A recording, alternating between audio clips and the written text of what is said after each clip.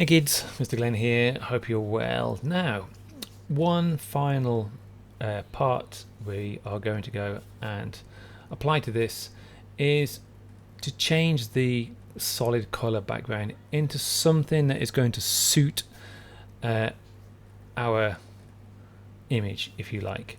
Now, this could be something completely different. This could be something black and white. This could be something color. This could be just something that is going to be sort of just completely unusual to what the picture would be, just for fun. Okay, this is just going to be just for fun. So what we're going to do is we're going to go into Unsplash, and what I started to look for was just something with street, and I just wanted something that's going to go and sit in the background and maybe just be completely jarring to the picture itself.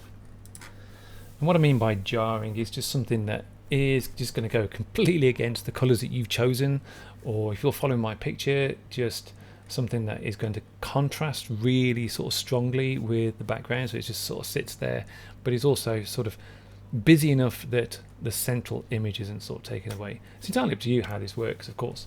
So I might choose something that's black and white. I could choose something that is like this, which would be pretty crazy. It's got that jarring kind of black and white kind of contrast against all the color and the blurs and the outline.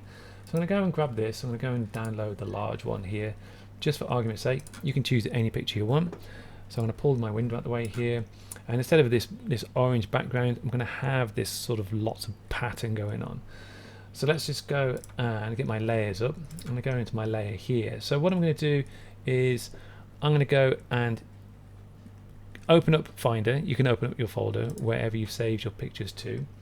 So I've got my downloads here like that, and you can just drag it in. For iPad users, you'll have to go and bring your picture in by using File, Open, and then going to wherever it is that you've saved your pictures. Normally it's in your downloads, okay, and you can drop it in, but you can go and pull your picture into your artwork.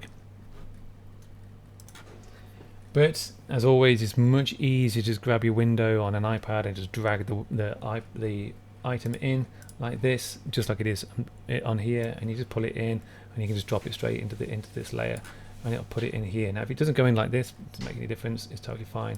You can just pull it down into the correct layer, and then you can go and start to experiment with this. It looks rather large at the moment, so I'm going to go and zoom out for a bit and just drag that down and pick the people in the background.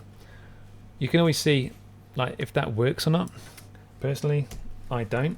I'm going to go and get something that's a little bit different, and I went and got one that was before, and I had this, just a big city scene, and I'll stretch that out, and it's just got the buildings around the outside.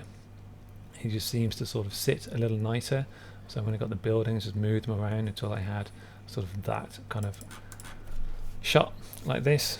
And so my building, my microphone home, sits on the street like this, as if it's some kind of entity in itself. So it's up to you what you find and bring it in, and if you like it, that's great. That's super great.